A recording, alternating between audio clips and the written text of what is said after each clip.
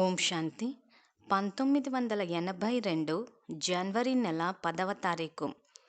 ఈ అవ్యక్త మురళిలో బాబా కర్మాతీత స్థితి యొక్క పరిభాష, ముఖ్యంగా రాజయోగాన్ని అభ్యాసం చేసేటప్పుడు పాత ఖాతాని సమాప్తి చేసుకుని, అంటే బాబా స్మృతిలో పాత ఖాతా అనంటే 63 జన్మల పాత ఖాతాని సమాప్తి చేసుకుని మళ్ళీ వర్తమానంలో కొత్త పాపపు ఖాతా జమ చేసుకోకూడదు. జ్ఞాన మార్గం ఇది. జ్ఞాన మార్గంలో తెలిసి తప్పులు చేస్తున్నాం కాబట్టి ఇక్కడ 100% భక్తిలో 10% అంటున్నారు.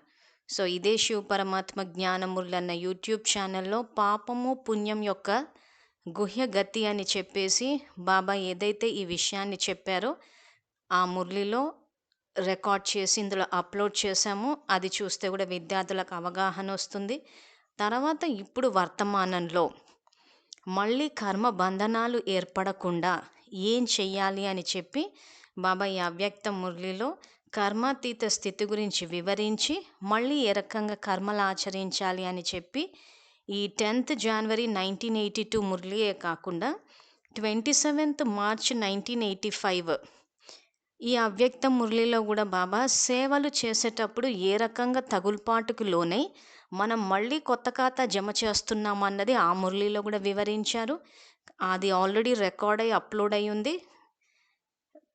రాజయోగాన్ని అభ్యాసం చేసే విధి అన్న ఆ స్లాట్లో కర్మాతీత స్థితి అని చెప్పి అది అప్లోడ్ అయి ఉంది. సో కర్మాతీత స్థితి మీద ఇది 2వ అవ్యక్త మురళిని రికార్డ్ చేసి అప్లోడ్ చేస్తున్నాము. సో బాబా చెప్పేది ఆత్మజ్ఞానం కాబట్టి ఆత్మ అన్న స్థితిలో ఉండి వినాలి.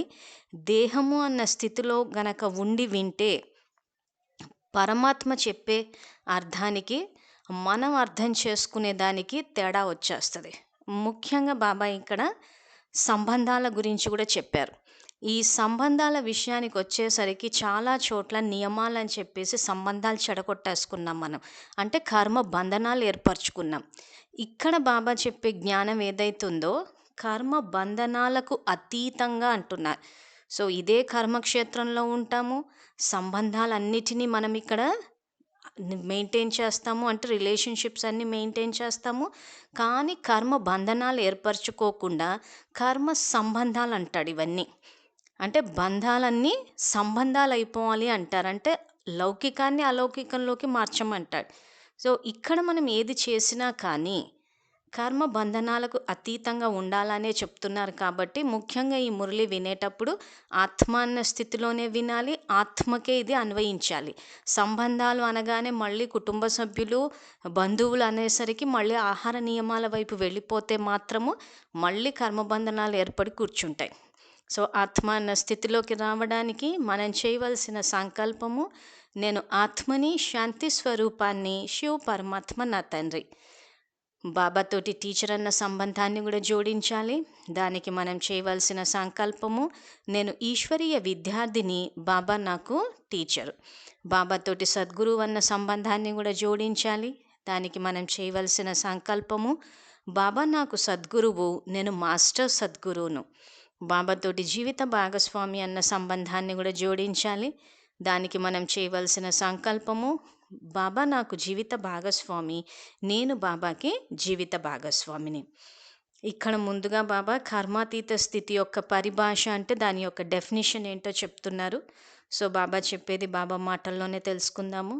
ఈరోజు బాబ్దాదా రాజ్యసభను చూస్తున్నారు. ప్రతి ఒక్క పిల్లవాడు స్వరాజ్యాధికారి. తమ యొక్క నంబర్ అనుసరించి కర్మాతీత స్థితి యొక్క సింహాసనాధికారులు.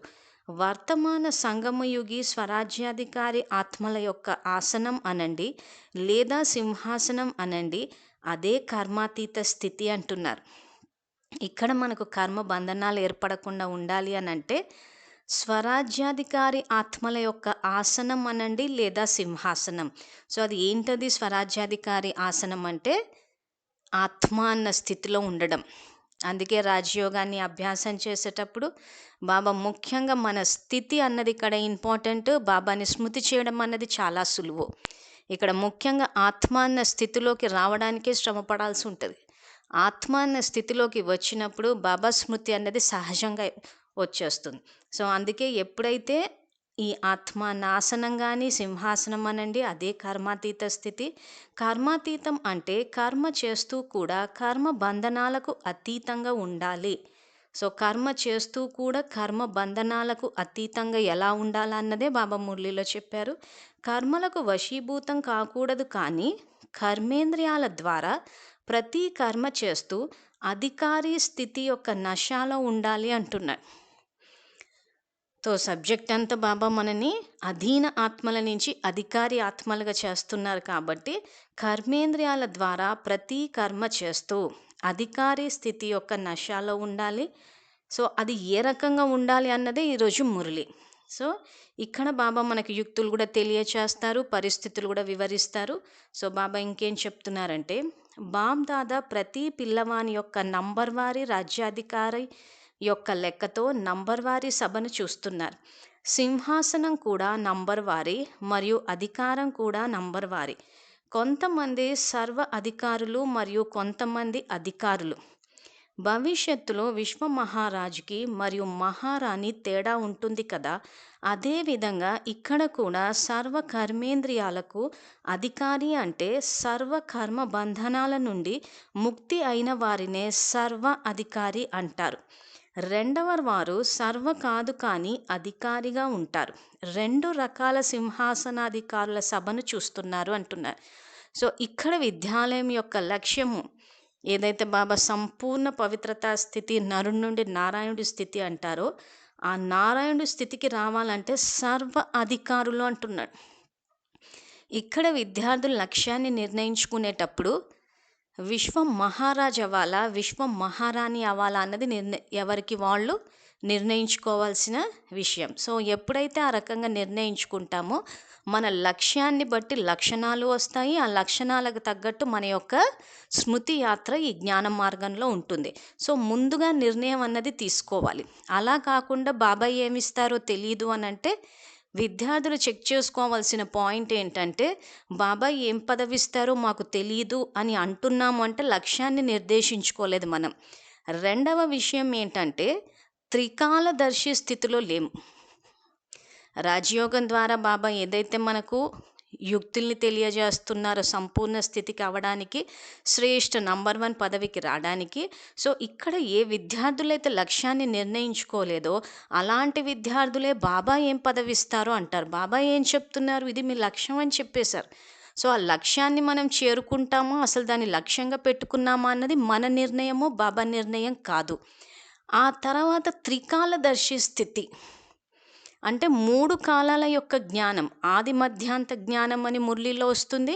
అది కాకుండా కూడా గడిచిపోయిన గతము, భూతకాలము, వర్తమానము, భవిష్యకాలం.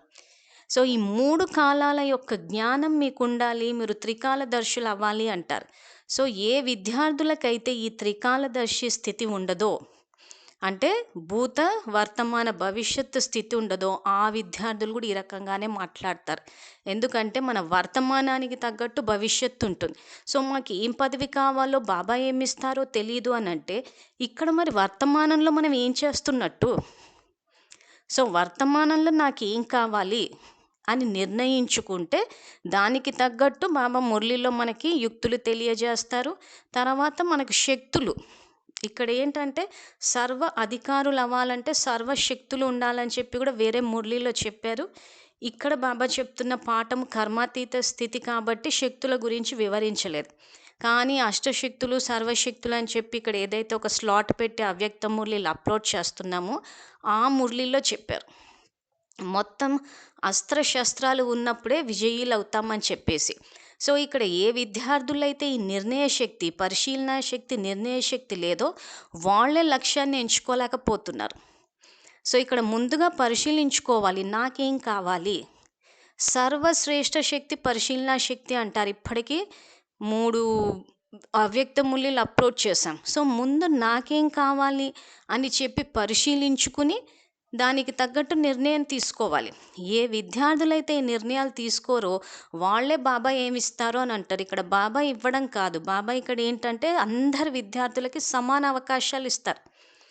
సో మీరంతా నా వారసులు అని అంటే తండ్రిగా వారసులు అందరూ ఇక్కడ రాజ్య పదవికి అర్హులే. సో దానికి తగ్గట్టు తయారవుతున్నాం. సో బాబా ఏమిస్తారో తెలియట్లేదు అని అంటే బేసిక్ లక్ష్యం అన్నది మర్చిపోయామని అర్థం. అందులో ఇక్కడ ఈ మురళిలో ఏం చెప్తున్నారు, విశ్వ మహారాజుకి విశ్వ మహారాణికి తేడా చెప్తున్నారు. సో ఏ విద్యార్థులైతే విశ్వ మహారాజు పదవి గనక లక్ష్యంగా పెట్టుకుంటే సర్వ అధికారులు అవ్వాలి అంటున్నాడు. సో ఏ రకంగా సర్వ అధికారులు అంటే స్వరాజ్యాధికారులు అంటే ఇంకా పూర్తిగా ఆత్మాన్న స్థితి, అధికారి స్థితి. మళ్ళీ కళ్ళ ద్వారా చూసి వ్యర్థం వచ్చేసింది, వాళ్ళు ఇలా ఉన్నారు అలా ఉన్నారంటే ఇంకా ఆత్మ అధికారంలోకి రాలేదు. ఇక్కడ ముఖ్యంగా సబ్జెక్ట్ ఏంటి, కర్మేంద్రియాలు ప్రకృతి రెండుటిని జయించాలి. సో కర్మేంద్రియాల ద్వారా ఎవరిని చూసినా నామరూపాల్లో చిక్కుకున్నామంటే కర్మేంద్రియాలని జయించలేదు. ప్రకృతి విషయానికి వచ్చేసరికి ఎండలున్నాయి వానలున్నాయి అని చెప్పేసి కూర్చుండిపోయామనంటే ప్రకృతిని కూడా జయించలేదని అర్థం. కానీ సబ్జెక్టే అది. ఇక్కడ ఆత్మ పరమాత్మ ప్రకృతికి మధ్యలో నడుస్తున్న డ్రామా. ఈ డ్రామాలో ఆత్మ పరమాత్మ ద్వారా అంటే తండ్రి అయిన పరమాత్మ ద్వారా జ్ఞాన యోగాల ద్వారా శక్తిశాలిగా కర్మేంద్రియాలపైన ప్రకృతి పైన రెండిటిపైన విజయాన్ని సాధించాలి. అది ఎలా సాధించాలా అని చెప్పి బాబా రోజు మనకు మురళిలో చెప్తున్నారు. సో అది మనం చెయ్యాలి తప్పితే బాబా చూసుకుంటారు అని అంటే ఇక్కడ మన శక్తులు పెరగవు. సో అందుకే బాబా ఇక్కడ విశ్వ మహారాజు విశ్వ మహారాణికి ఇద్దరికీ తేడా తెలియచేస్తున్నారు. సో విశ్వ మహారాజు అవ్వాలనుకుంటే మాత్రం సర్వ అధికారులు అవ్వాలి. విశ్వ మహారాణి అంటే సర్వ కాదు అంటున్నారు. ఇక్కడ బాబా వాడేటప్పుడు సర్వాధికారులు సదా, సదా అంటే ఎప్పటికీ, సర్వ అంటే ఇంకా బాబా మురళిలో చెప్పే అన్ని శక్తులకి ఏదేదైతే అంటే ఎన్ని రకాలుగా ఆత్మ అధికారాన్ని సాధించాలో అన్ని రకాలుగా. సో అందుకే ఇందాక చెప్పేటప్పుడు ముఖ్యంగా కర్మేంద్రియాలు ప్రకృతి అంటే ఓవరాల్ సబ్జెక్ట్ ఇది. సో ఆ రకంగా అధికారులు అవ్వాలి. అలా అయినప్పుడే ఇక్కడ ఈ విశ్వ మహారాజు పోస్టు అంటున్నారు.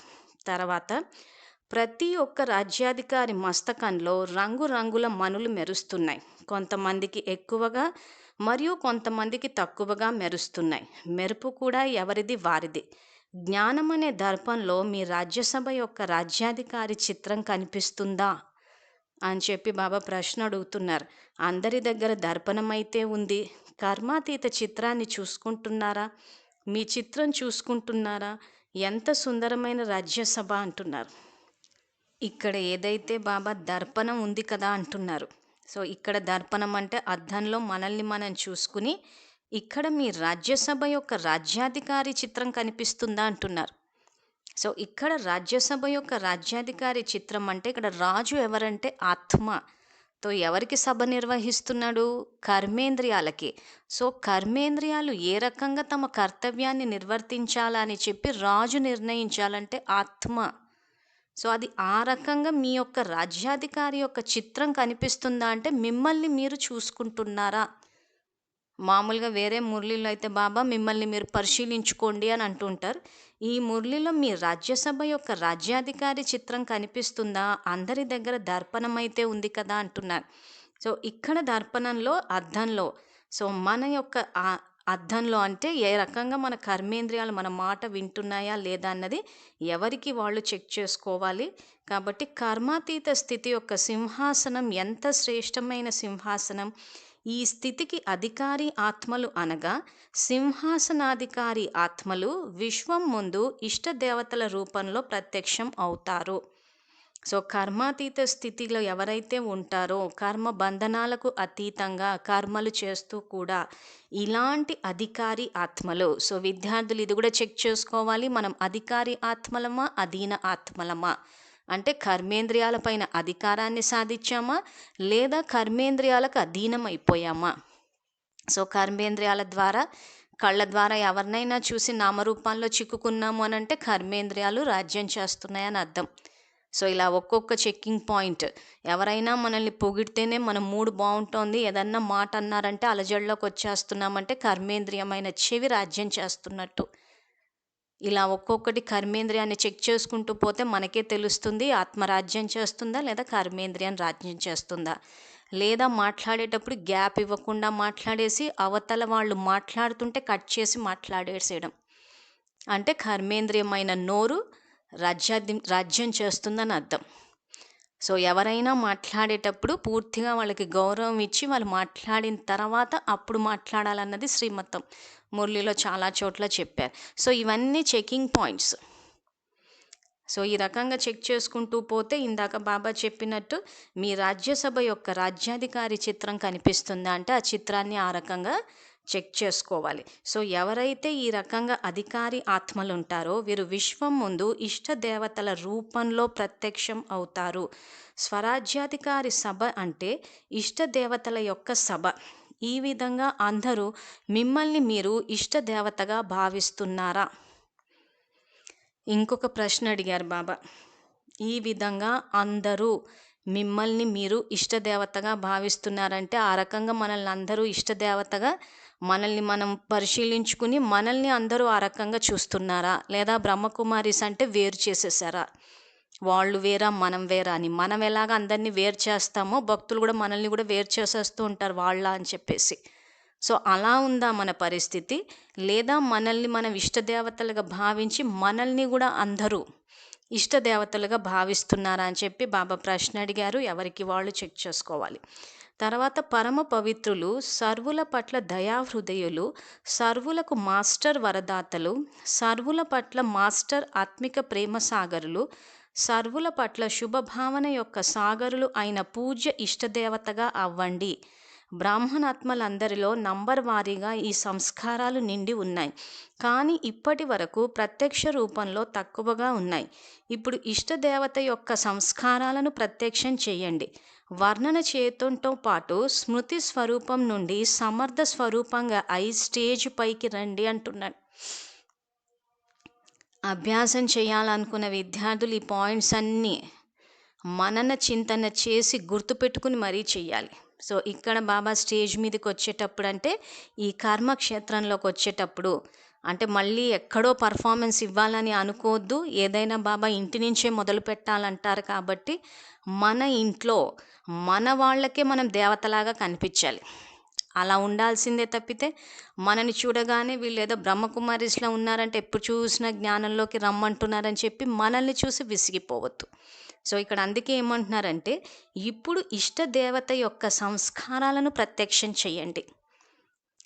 ఏ విద్యార్థులైతే మా ఇంట్లో వాళ్ళు జ్ఞానంలోకి రాలేదు, వాళ్ళు భక్తిలోనే ఉండాలనుకుంటున్నారు, వాళ్ళు భక్తి అంటేనే ఇష్టపడుతున్నారంటే వాళ్ళు ఏ దేవీ దేవతలనైతే పూజ చేస్తున్నారో ఆ దేవీ దేవతల వల్ల వాళ్ళు అనుకున్నవి జరగడము, వాళ్ళని తలుచుకున్నప్పుడు వీళ్ళకి సంతోషం అవ్వడము ఇట్లేదో జరుగుతూ ఉంటుంది. అది మన వల్ల ప్రాప్తి పొందాలి వాళ్ళు. ఎవరైనా ఒక అమ్మవారిని కనుక పూజ చేసేటప్పుడు ఈ అమ్మవారికి పూజ చేస్తే నమ్ముకుంటే మాకు మంచి జరుగుతుంది అని అనుకుంటారు భక్తులు. ఆ నమ్మకం మన మీద రావాలి. ఇది ఇంట్లో ప్రయోగం చేసి చూడొచ్చు. ఊరికే ఇంట్లో వాళ్ళు భక్తిలోకి వెళ్ళిపోతున్నారని అంటే వాళ్ళకి అక్కడ పనులు అవుతున్నాయి, అల్పకాలికమైనా కానీ ఏదో అవుతుంది. అక్కడ ఎంతో కొంత శాంతియో ధైర్యమో లేకపోతే తృప్తియో అనుభవంలోకి వస్తుంది. అది మన ద్వారా అనుభవం అవ్వాలి. అందుకే ఇప్పుడు ఇష్టదేవత యొక్క సంస్కారాలను ప్రత్యక్షం చేయండి. వర్ణన చేయటంతో పాటు స్మృతి స్వరూపం నుండి సమర్థ స్వరూపంగా ఈ స్టేజ్ పైకి రండి. సో మన ఇంట్లో వాళ్ళకే మనము దేవతా స్వరూపాలంటే దైవీ గుణాలతో కనిపించాలి. ఆ రకంగా కనిపించినప్పుడే ఇప్పుడు బాబా చెప్తున్నట్టు ఈ కర్మ బంధనాలు ఏర్పడకుండా కర్మాతీత స్థితికి వస్తాం. అలా కాకుండా ఇంకా మనలో మార్పు కనిపించలేదు, సరే ఉన్నారు వీళ్ళు బ్రహ్మకుమారిస్లని అనుకుంటున్నారు కానీ పెద్దగా మన ప్రవర్తనలో మార్పు లేదు, ప్లస్ మనము వాళ్ళ గురించి వీళ్ళకి అర్థం కాదు, చెప్పినా వినరు, వీళ్ళు రావాలని మనమే వ్యర్థ సంకల్పాలు అపవిత్రమైన సంకల్పాలు చేసేస్తున్నాము అని అంటే అక్కడ మనం కర్మాతీత స్థితికి చేరలేదు, కర్మ బంధనాలు ఏర్పరచుకుంటున్నాం. సో అదే బాబా ఇక్కడ వివరిస్తున్నారు. కాబట్టి ఇక్కడ ఇష్టదేవత యొక్క సంస్కారాలను ప్రత్యక్షం చెయ్యండి అంటున్నాడు. సో చెయ్యాలి అంటే ఏ సంస్కారాలు చెయ్యాలి? పరమ పవిత్రులు, సర్వుల పట్ల దయాహృదయులు. ఇక్కడ బాబా సర్వులు అంటున్నారు. సర్వులు అనంటే మొత్తం అందరూ వస్తారు, ఊరికే బ్రాహ్మణ పరివారమే కాదు, మళ్ళీ విడదీసి వాళ్ళు వీళ్ళు అని ఏదైతే అంటామో అలా కాకుండా సర్వుల పట్ల, సర్వులకు మాస్టర్ వరదాతలు అంటే అందరికీ వరదానాలు ఇవ్వాలి. సర్వుల పట్ల మాస్టర్ ఆత్మిక ప్రేమ సాగరులు. అందరి పట్ల ప్రేమ, సర్వుల పట్ల శుభభావన యొక్క సాగరులై పూజ్య ఇష్టదేవతగా అవ్వండి. సో ఇక్కడ బాబా సర్వులు అన్న పదాన్ని వాడుతుంటారు. సో ఈ సర్వులు సదా అంటే ఎప్పటికీ, సర్వులు అంటే మొత్తం విశ్వంలోని ఆత్మలు. మళ్ళీ మేము జ్ఞానంలో ఉన్నాము, వాళ్ళు లేరు అని అంటే ఇక్కడ మళ్ళీ ఇది అపవిత్రమైన ఆలోచన, మళ్ళీ కర్మబంధనాలు ఏర్పడిపోతాయి. సో కర్మలు ఆచరించడం అంటే మనసా వాచ కర్మన. సో మనసా స్థాయిలో ఏమవుతుంది, వీళ్ళు జ్ఞానంలో లేరు మేము ఉన్నాము అని అంటే ఒక రకమైన అహంకారం అది. సో మళ్ళీ కర్మబంధనాలు ఏర్పడి ఎప్పుడు చూసినా కానీ ఆ బంధనాల్లోనే చిక్కుకుని ఉంటాం. దానివల్ల వ్యర్థ సంకల్పం అది. సో ఆ వ్యర్థ సంకల్పాల వల్ల కూడా శక్తి తగ్గిపోతుంది, మళ్ళీ బాబాకి కనెక్ట్ అవ్వలేకపోతాం. సో ఇవన్నీ ఏంటంటే ఒకటికి ఒకటి ఇంటర్ రిలేటెడ్. కాబట్టి ముందుగా ఏంటంటే ఆత్మరాజ్యం చెయ్యాలి. ఎప్పుడైతే ఆ రకంగా చేస్తుందో ఆత్మరాజ్యం, బాబా చెప్పిన ఈ యొక్క దైవీ గుణాలన్నీ వచ్చి అప్పుడు ఇష్టదేవతల యొక్క సంస్కారాలు ప్రత్యక్షం అవుతాయి. తర్వాత ఈ సంవత్సరంలో సర్వ ఆత్మలు ఇదే అనుభవం చేసుకోవాలి. ఎవరినైతే మనం వెతుకుతున్నామో, ఏ ఏ శ్రేష్ఠ ఆత్మల నుండి అయితే మనం కొంచెం కోరుకుంటున్నామో ఆ శ్రేష్ఠ ఆత్మలు వీరే. అందరి మనసుతో లేదా నోటితో వారు వీరే అనే మాట రావాలి. వీరిని కలుసుకుంటే చాలు, బాబాని కలుసుకున్నట్టే అన్న అనుభవం అవ్వాలి. ఏది లభించాలన్నా వీరి ద్వారానే లభించాలి. వీరే మాస్టర్, గైడ్, దేవదూతలు, సందేశవాహకులు. ఇలా వీరే వీరు, వీరే వారు అనే ఈ మాట అందరి నుండి రావాలి అంటున్నారు. సో ఇక్కడ ఈ మురళిలో ఏంటంటే ఎవరి గురించి అయితే వాళ్ళు వెతుకుతున్నారంటే, సాధారణంగా లౌకికంలో సమాజంలో ఎవరైనా మనకు దారి చూపిస్తారా, గైడ్ చేస్తారా, భగవంతుడు ఎవరినైనా పంపిస్తారా అని కొంతమంది వెతుకుతూ ఉంటారు. అలాంటి వాళ్ళందరికీ కూడా వారు వీరే, వీరే వారు అన్న ఈ మాట అందరి నుండి రావాలి అంటారు. తర్వాత వీరే వారు అనే ఈ 2 మాటలు రావాలి. లభించింది లభించింది అనే సంతోషం యొక్క చప్పట్లు మ్రోగించాలి. ఈ విధమైన అనుభవం చేయించండి. ఈ అనుభూతి చేయించడానికి విశేషంగా అష్టశక్తి స్వరూపం మరియు అలంకారీ స్వరూపం కావాలి అంటున్నారు. సో ఈ రకంగా అందరికీ అనుభవం చేయించడానికి బాబా సేవకు సంబంధించిన సూచనలు కూడా ఇస్తున్నారు. సేవ అంటే కర్మనా సేవ అని చెప్పేసి ప్యాంప్లెట్లు, పుస్తకాలు ఇవే అని అనుకోవద్దు. ఈ రకంగా చేసినప్పుడు బాబాకి సందేశం ఇవ్వడం కాదు, సంబంధాన్ని జోడింపజేయగలుగుతారంటారు. సో ఇవన్నీ చెయ్యాలి అని అంటే మీరు అష్టశక్తి స్వరూపం, సో మన దగ్గర అష్టశక్తులు ఉండాలి, అలంకారీ స్వరూపం అంటే దివ్య గుణాల యొక్క అలంకారం 2 ఉండాలి. కానీ శక్తి స్వరూపం మరియు మాత స్వరూపంలో కూడా ఉండాలి అంటున్నాడు. ఇది ఇంకొక ఇంపార్టెంట్ పాయింట్. శక్తి స్వరూపంగా కూడా ఉంటాము మరియు మాత స్వరూపంలో. సో మాతల విషయానికి వచ్చేసరికి బాబా ఒకరిద్దరు పిల్లలు కాదు, మొత్తం జగత్తుకంతా మాతలు అవ్వాలి అంటాడు. అంటే విశ్వంలోని ఆత్మలందరికీ తల్లి పాత్ర, అమ్మ పాత్రని పోషించమంటారు. యూనివర్సల్ మదర్ అంటారు, జగన్మాత అంటారు. అంటే ఎంత ఉన్నతమైన పదవిని ఇచ్చారో చూడండి బాబా మనకి. సో తల్లి పాత్రకి బాబా అంత విశేషత ఇచ్చినప్పుడు మళ్ళీ మనం ఇంటి విషయానికి వచ్చేసరికి అమ్మ చేతి వంట అని, వాళ్ళ చేతి వంట అని చెప్పి ఏ మాతకైతే భగవంతుడు ఇంత ప్రాముఖ్యత ఇచ్చారో ఇలాంటి విషయాల్లో మళ్ళీ మనము కర్మ బంధనాలు ఏర్పరచుకోవద్దు. ఇక్కడ ఒక అమ్మలో ఉన్న గొప్పతనం ఏంటంటే ప్రేమ, బాధ్యత, సేవా భావన. ఆ దైవీ గుణాలని చూడకుండా ఏదో నియమాలంట అని చెప్పేసి మనము ప్రతి ఆత్మలోని దైవీ గుణాలు ఏవైతే చూడమంటారో అమ్మలో ఉన్న దైవీ గుణాలే చూడటం లేదు. మరి ఏం చూసి తినడం మానుకున్నామంటే కొంతమందిని అడిగి చూస్తే మాకు ఇలా ఫలానా బ్రాహ్మణి చెప్పింది అందుకు మానుకున్నాం అంటున్నారు. మరి అలా ఎందుకు చెప్పారో మాకు తెలియదు, కానీ ఇక్కడైతే పుస్తకాల్లో చదివితే మాత్రము బాబా మాతలకి చాలా ప్రాముఖ్యత ఇచ్చారు, ముందు కూడా పెట్టారు. దానికి కారణము వాళ్ళలో ఉన్న ప్రేమ, బాధ్యత, సేవా భావన. ఎవరిలో ఒక తల్లిగా పిల్లల్లో ఎన్ని అవగుణాలు ఉన్నా కానీ వాటిని చూడకుండా వాళ్ళు జ్ఞానవంతులవ్వాలి, శక్తివంతులవ్వాలని కోరుకునే గొప్ప మనసు ఉంది కాబట్టి. అందుకే ఇక్కడ ఏమంటున్నారంటే శక్తి స్వరూపం మరియు మాత స్వరూపంలో కూడా ఉండాలి. ఈ రోజులలో కేవలం శక్తి స్వరూపంతో సంతుష్టం అవ్వరు, కానీ శక్తి మాతగా అవ్వాలి. ప్రేమ మరియు పాలన ఇచ్చి బాబా యొక్క ప్రతి పిల్లవాడిని సంతోషం యొక్క ఊయలలో ఊపాలి. అప్పుడు వారు బాబా యొక్క వారసత్వానికి అధికారి కాగలరు. సో అందరికీ బాబా ఇక్కడ సూచనలు ఇస్తున్నారు. ప్రేమ మరియు పాలన ఇచ్చి బాబా యొక్క ప్రతి పిల్లవాడిని సంతోషం యొక్క ఊయలలో ఊపాలి అంటున్నారు. సో ఇటు ప్రేమ ఇవ్వాలి, పాలన అంటే అది ఆహారం ద్వారా అయినా కావచ్చు, లేదా శక్తి ద్వారా కావచ్చు, చదువు ద్వారా కావచ్చు, ఏ రకంగా అయినా కానీ బాబా ఇక్కడ పాలన అన్న అర్థం కూడా సంబంధీకులను పాలన చేసే విధి మరియు పూర్వజులన్న అవ్యక్త మూల్యంలో కూడా చెప్పారు. సో అక్కడ పాలన యొక్క అర్థాన్ని చెప్పారు బాబా, ఇదే దాన్ని ఇక్కడ చెప్పాము. ప్రేమ మరియు పాలన ఇచ్చి బాబా యొక్క ప్రతి పిల్లవాడిని సంతోషం యొక్క ఊయలలో ఊపాలి. అప్పుడు వారు బాబా యొక్క వారసత్వానికి అధికారిగా కాగలరు. బాబాని కలుసుకునే యోగ్యంగా చేయడానికి మీరు నిమిత్తంగా శక్తి రూపంగా ఈ విధమైన పవిత్ర ప్రేమ మరియు మీ యొక్క ప్రాప్తులతో శ్రేష్ఠ పాలన ఇవ్వండి, యోగ్యంగా చెయ్యండి మరియు యోగిగా చెయ్యండి అంటున్నారు. ఇక్కడ జ్ఞానం తెలిపి మనం ఏదో వాళ్ళని బాబా పిల్లలుగా చేయడం కాదు, యోగ్యంగా మరియు యోగిగా చెయ్యండి అంటున్నారు. అంటే ఎంత పెద్ద బాధ్యత ఉందో, సేవ యొక్క పరిభాష కూడా ఎంత పెద్దగా ఉందో చూడండి. సో మనం సందేశం ఇచ్చేసి సేవ చేసేసామని అనుకుంటున్నామే కానీ బాబా ఇక్కడ ప్రేమ ఇవ్వాలి, పాలన ఇవ్వాలి, వారసత్వానికి యోగ్యంగా చెయ్యాలి, యోగిగా కూడా చెయ్యాలి అంటున్నారు. తర్వాత మాస్టర్ రచయితగా అవ్వడం అందరికీ వస్తుంది. అల్పకాలిక ప్రాప్తినిచ్చే నామధారి మహానాత్మలు కూడా చాలా రచన రచిస్తారు, ప్రేమ కూడా ఇస్తారు, కానీ పాలన ఇవ్వలేరు. అందువలన వారికి శిష్యులుగా అవుతారు, కానీ పాలన ఇచ్చి పెద్దవారిగా చేసి బాబాతో కలపలేరు. అంటే పాలన ద్వారా బాబా యొక్క అధికారి లేదా యోగ్య ఆత్మలుగా చేయలేరు. అందువలన శిష్యులుగానే ఉండిపోతారు, కానీ పిల్లలుగా కాలేరు. బాబా యొక్క వారసత్వానికి అధికారిగా అవ్వరు అంటున్నారు.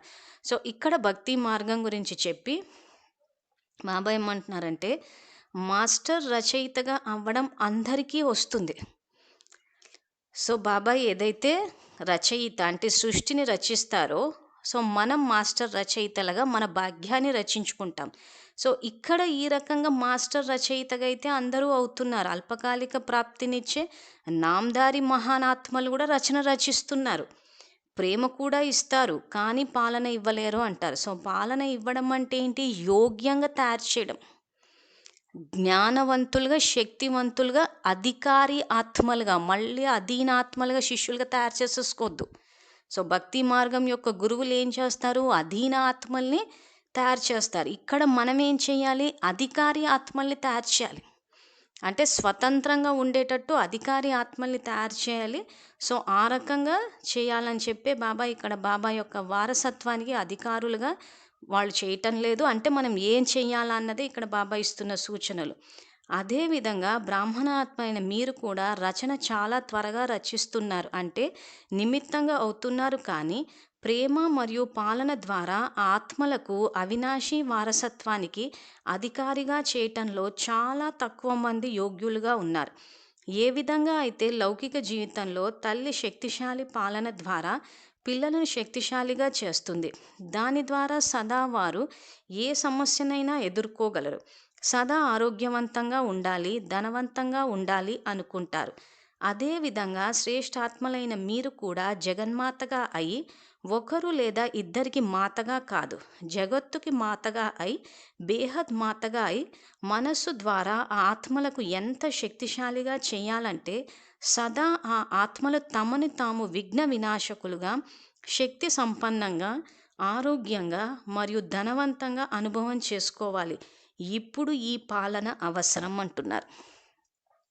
సో ఈ మురళిలో బాబా పాలన యొక్క పరిభాష కూడా చెప్తున్నారు. సో ఇక్కడ అందరికీ మనం పాలన ఇవ్వడం అంటే ఏదో సందేశం ఇచ్చేసి వాళ్ళు డ్రామాలో ఉంటే వస్తారులే అని చెప్పేసి ఒక వ్యర్థ సంకల్పం చేసి మళ్ళీ శక్తిని తగ్గించుకోవద్దు. సో ఇక్కడ పాలన యొక్క అర్థం బాబా ఇక్కడ ఏం చెప్తున్నారంటే వాళ్ళని అధికారులుగా చేయాలి, యోగ్యాత్మలుగా చేయాలి. సో లౌకికంలో తల్లి ఏ రకంగా అయితే అందరినీ శక్తిశాలిగా ఏ సమస్యనైనా ఎదుర్కొనే విధంగా ఆరోగ్యవంతంగా ధనవంతంగా చేస్తుందో, ఇప్పుడు మనం కూడా జగన్మాతగా యూనివర్సల్ మదర్ అంటే ఇంకా బేహద్దులోకి వెళ్ళిపోవాలి.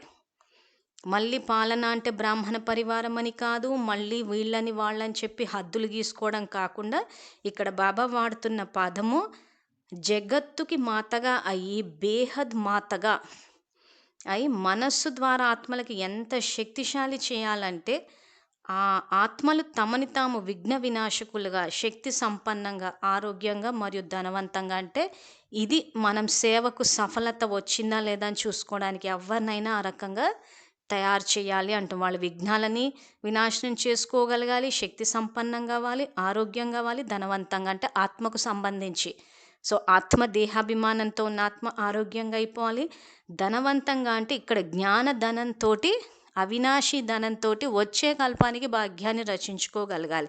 అది ఎప్పుడు చేయగలరు అంటే ఒకరిద్దరికి మాతగా కాదు, జగత్తుకి మాతగా అయి బేహద్ మాతగా అయి చెయ్యాలి అంటారు.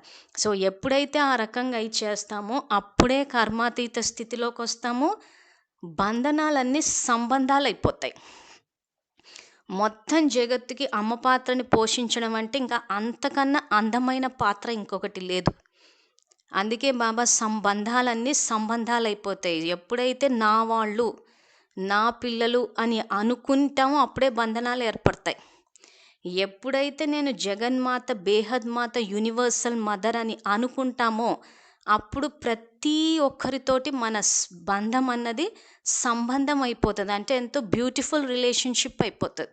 ఎప్పుడలా విశ్వంలోని ఆత్మలందరికీ మనం అమ్మగా, జగన్మాతగా బాబా యజ్ఞంలో సహయోగం ఇస్తామో ఇంకా ప్రతీదీ అందంగానే ఉంటుంది. సో తల్లికి ఏ రకంగా అయితే పాలనలో పిల్లల్ని పెంచడంలో ఆనందం ఉంటుందో అది అనుభవంలోకి వస్తుంది. సో ఇవన్నీ ఏంటంటే ప్రయోగం చేసి చూడాల్సిన విషయాలు. సో అందుకే బేహద్ అంటున్నాడు. హద్దులన్నీ చెరిపేసుకుని బేహద్లోకి వెళ్తేనే ఆ బాబా చెప్పే ఆ కర్మాతీత స్థితి, అతీంద్రియ సుఖం ఇవన్నీ అనుభవంలోకి వస్తాయి.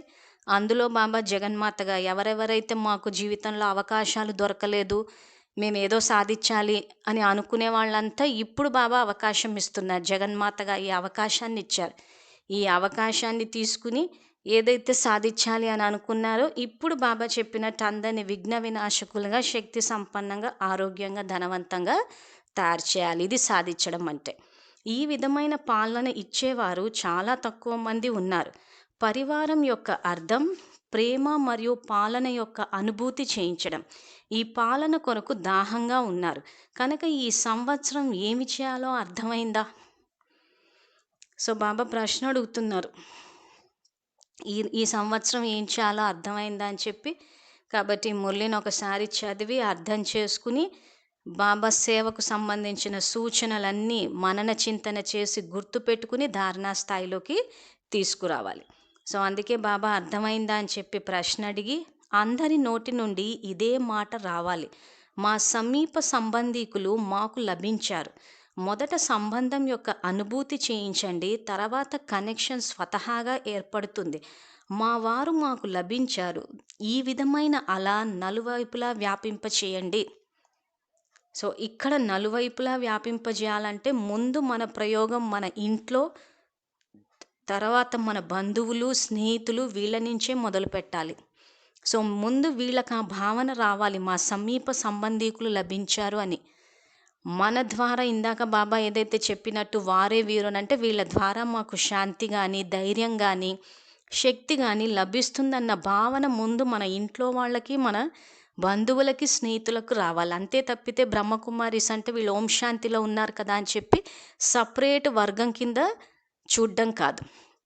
బంధువుల విషయానికి వచ్చేసరికి బాబా బంధువుల యొక్క పాలన కూడా చేయాలా అంటారు. పూర్వీకులు, పూర్వజులు, ఆధారమూర్తులు, ఉద్ధారమూర్తులు ఇవన్నీ మురళీలు తీసి చదివితే ఆ విషయాన్ని చెప్తారు. లేదా సంబంధీకుల పాలన విషయానికి వచ్చేసరికి కూడా ఇందులో ఒక వీడియో అప్లోడ్ అయి ఉంది, అది చూసినా తెలుస్తుంది. సో ఇక్కడ ఏమవుతుందంటే బంధువుల విషయానికి వచ్చేసరికి ఆహార నియమాలను అడ్డం పెట్టేసుకుని దూరం అయిపోయి బాబా చెప్పిన ఇంత పాలన ఏదైతే ఉంది చేయలేకపోతున్నారు.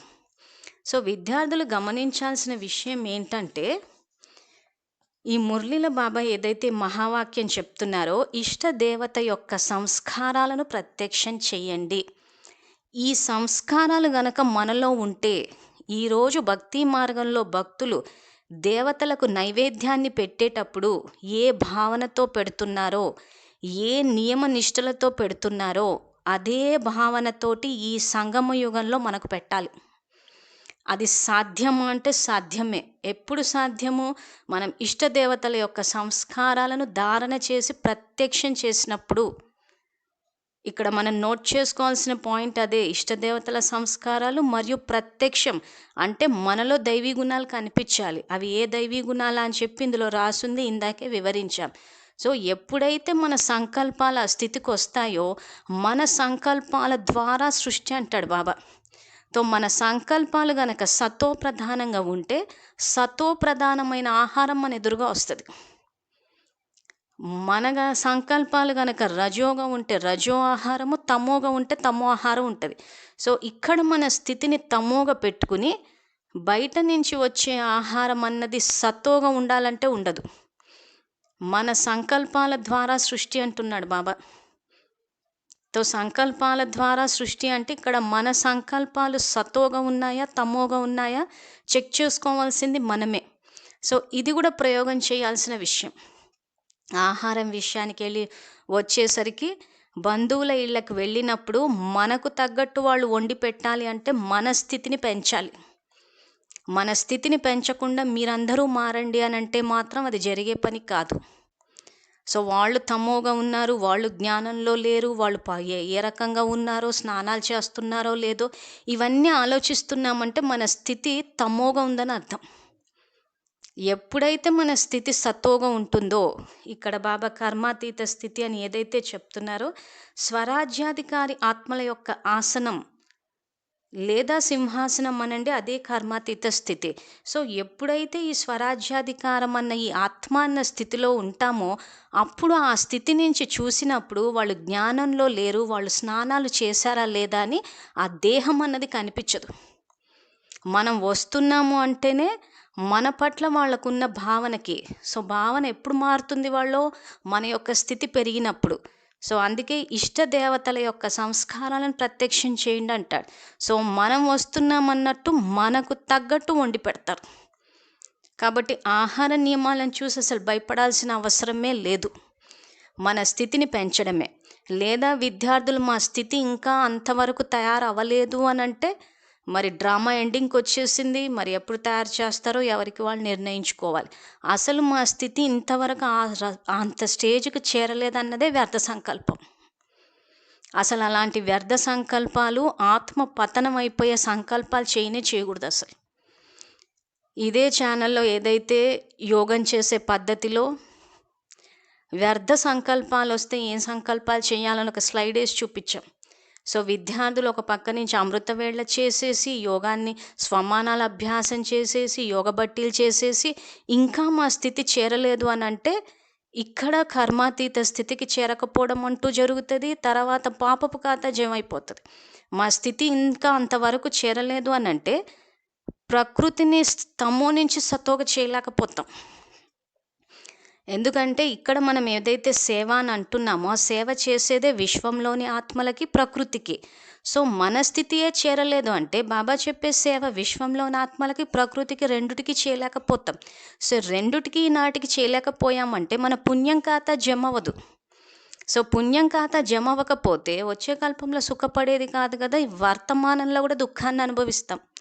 కాబట్టి విద్యార్థులు గుర్తుపెట్టుకోవాల్సిన విషయం ఏంటంటే ఎట్టి పరిస్థితుల్లో కూడా నా స్థితి ఇంకా అంతవరకు చేరలేదు అన్న సంకల్పం ఎట్టి పరిస్థితుల్లో చేయొద్దు. మేము రాజయోగులము, కర్మేంద్రియ జీతాత్మలు. ఇప్పుడు బాబా చెప్పినట్టు ఇష్టదేవత సంస్కారాలు ఏవైతున్నాయో ఈ సంస్కారాలన్నీ కొంత ప్రయత్నపూర్వకంగా డెవలప్ చేస్తూ పోవాలి. ఇలా సంబంధాలన్నీ చెడగొట్టుకుంటూ పోతూ ఉంటే ఇంకా అక్కడ మళ్ళీ బంధనాలు ఏర్పడతాయి, పాపపు ఖాతా జమ అవుతుంది. ఆ పాపపు ఖాతా అన్నది ఇంకెప్పుడు చూసినా వ్యర్థ సంకల్పాలే చేయిస్తుంది, వెనక్కి లాగేస్తూ ఉంటుంది. సో అందుకే ఇక్కడ బాబా చెప్పినట్టు ఇష్టదేవతల సంస్కారాలు ఎవరి దగ్గరికి వెళ్ళి సేవ చేసినా సంబంధ సంప్రదింపుల్లోకి రావాల్సే వస్తుంది. కాబట్టి మన యొక్క స్థితి గనక ఇష్టదేవత యొక్క సంస్కారాలతోటి స్టేజ్ పైకి వస్తే మా సమీప సంబంధీకులు మాకు లభించారు అన్న ఈ యొక్క అల నలువైపులా వ్యాపించాలి అంటున్నాను. సందేశం కూడా కాదు బాబా చెప్పేది, అల వేవ్. ఒక అల మాదిరి అంతా వ్యాపించాలి అంటున్నారు. కాబట్టి ఆహార విషయానికి వచ్చేసరికి అది చాలా చిన్న విషయము, చెయ్యడం కూడా చాలా సులువు. కాబట్టి విద్యార్థులు భయపడకుండా సేవలకు వెళ్ళినప్పుడు అందరూ మన సంబంధీకులే, బేహద్ మాతగా జగన్మాత అనుకోవడమే ఉన్నత స్థితి అక్కడ. అంతవరకు మన స్థితిని పెంచేసాము అంటే ఒక జగన్మాతగా ఏ రకంగా అయితే మనకు ఆహారాన్ని పెట్టాలో అదే వస్తుంది. సో చేయడం అయితే చాలా సులువు, ప్రయోగం చేసి చూడాలి. తర్వాత ఈ అల నలువైపులా వ్యాపించాలి. అప్పుడే ఎవరిని పొందాలో వారిని పొందాము అనే మాట వస్తుంది. ఏ విధంగా అయితే అధికారి ఆత్మలైన మీరు బాబాని రకరకాల సంబంధాలతో అనుభవం చేసుకుంటున్నారో, అదే విధంగా తపనలో ఉన్న ఆత్మలు ఏది లభించాలి అనుకున్నామో, ఏది పొందామో అది వీరి ద్వారా లభించాలి, వీరి ద్వారా పొందాలి అనే అనుభవం చేసుకుంటారు. తర్వాత రకరకాల పేర్లు తయారు చేస్తారు. ఈ విధమైన వాయుమండలాన్ని తయారు చేయండి. పిల్లలకు తండ్రి యొక్క పరిచయం తల్లి ఇస్తుంది. తల్లియే పిల్లలకు తండ్రితో కలుపుతుంది. మీ కొరకు ఉంచుకోకూడదు, కానీ బాబాతో సంబంధం జోడించే విధంగా యోగ్యంగా చేయాలి. అంటే మనం ఒక్కరం యోగ్యంగా అవడమే కాకుండా అందరినీ యోగ్యంగా చేయాలి అంటున్నారు. కేవలం అమ్మ అమ్మ అనే చిన్నపిల్లలుగా చేయకూడదు, కానీ బాబా బాబాని నేర్పించాలి, వారసత్వానికి అధికారిగా చేయాలి అంటున్నారు. ఇక్కడ తండ్రి పరిచయాన్ని ఇవ్వాలి తల్లిగా. తర్వాత పిల్లలను మళ్ళీ అధీనం చేయకుండా ఇక్కడ తండ్రితోటి సమానంగా యోగ్యంగా వారసత్వానికి అధికారిగా చేయాలి అంటున్నారు. తర్వాత ఏ విధంగా అయితే బాబా గురించి అందరి నోటి నుండి ఒకే మాట వస్తుంది కదా, నా బాబా, అదే విధంగా శ్రేష్టాత్మలైన మీ అందరి నుండి ప్రతి ఒక్కరి భావన లేదా అనుభూతి కలగాలి. మా మాత అని వారు భావించాలి. ఇది బేహద్ పాలన అంటున్నాడు.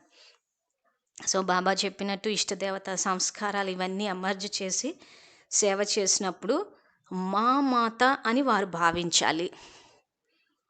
సో ఇక్కడ ఇది మళ్ళీ మన ఇంట్లో నుంచే మొదలవ్వాలి.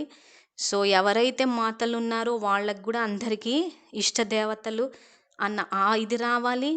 ఎవరైతే వాళ్ళ అమ్మ నుంచి ఆహార నియమాలని చెప్పి దూరం అయిపోయారో అలాంటి వాళ్ళు కూడా ఈ పాయింట్ మీద ఆలోచించాలి. సో ఇక్కడ శరీరము స్త్రీ శరీరమా పురుష శరీరమా అన్నది కాదు పాయింట్. బ్రహ్మబాబాని గనక తీసుకుంటే బ్రహ్మబాబాది పురుష శరీరం అయినా కానీ మురళిలో చెప్పేటప్పుడు మళ్ళీ బ్రహ్మబాబాని మా అని కూడా అన్నారు. కాబట్టి ఈ పాయింట్ స్త్రీ శరీరంలో ఉన్న ఆత్మలకి పురుష శరీరంలో ఉన్న ఆత్మలు అందరికీ వర్తిస్తుంది. సో పురుష శరీరంలో ఉన్న వాళ్ళు కూడా తల్లి పాత్రను పోషించాల్సిందే. ఉదాహరణ బ్రహ్మబాబా. సో ఆ రకంగా మాతగా అయి భావించి మనల్ని చూసిన తర్వాత ఎవరికైనా తల్లిలాగా పాలన ఇచ్చారు అన్న భావన కలగాల అంటారు.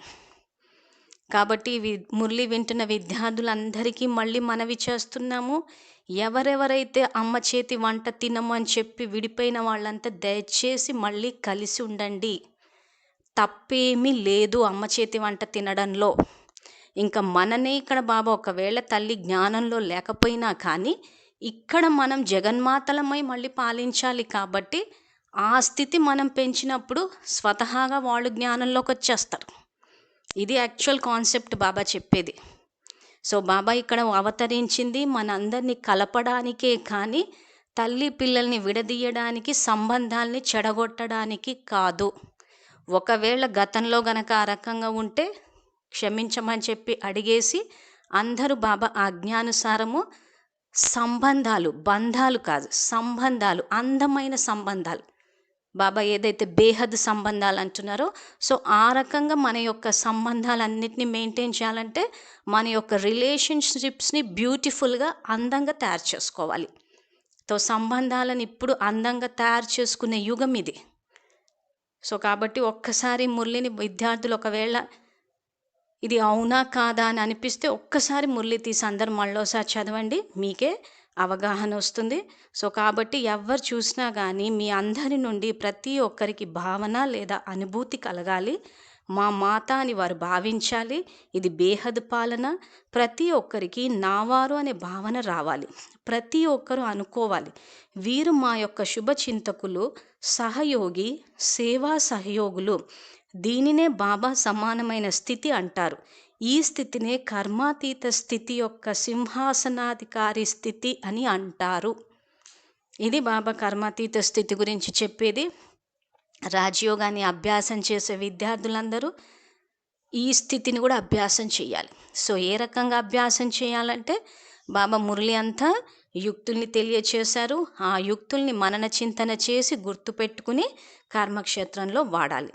సేవ యొక్క కర్మ బంధనలోకి కూడా రాకండి. మా స్థానం, మా సేవ, మా విద్యార్థులు, మా సహయోగి ఆత్మలు ఇలా భావించడం కూడా సేవ యొక్క కర్మ బంధన.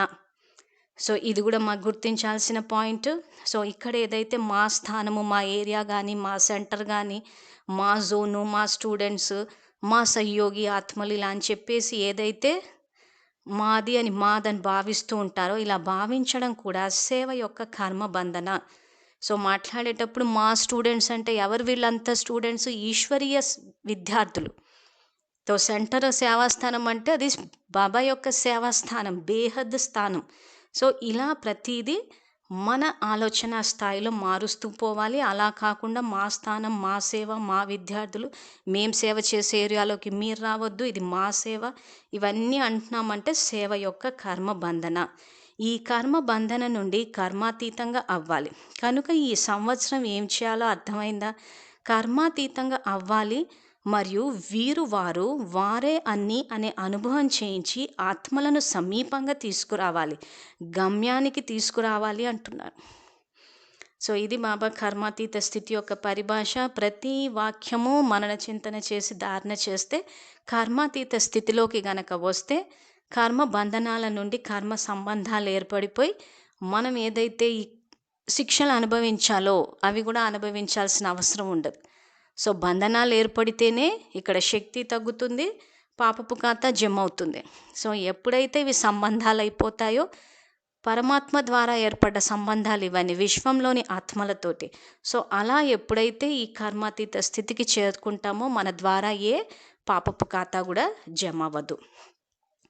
ఈ విధమైన స్వరాజ్యాధికారి ఆత్మలకు, కర్మాతీత స్థితి యొక్క సింహాసనాధికారి ఆత్మలకు, సర్వులకు సమీప సంబంధం యొక్క అనుభవం చేయించే వారికి, బేహద్ ప్రేమ నిండిన పాలన ఇచ్చేవారికి, ఈ విధమైన ఇష్టదేవతలకు బాబ్దాదా యొక్క ప్రియస్మృతులు మరియు నమస్తే. ఓం శాంతి.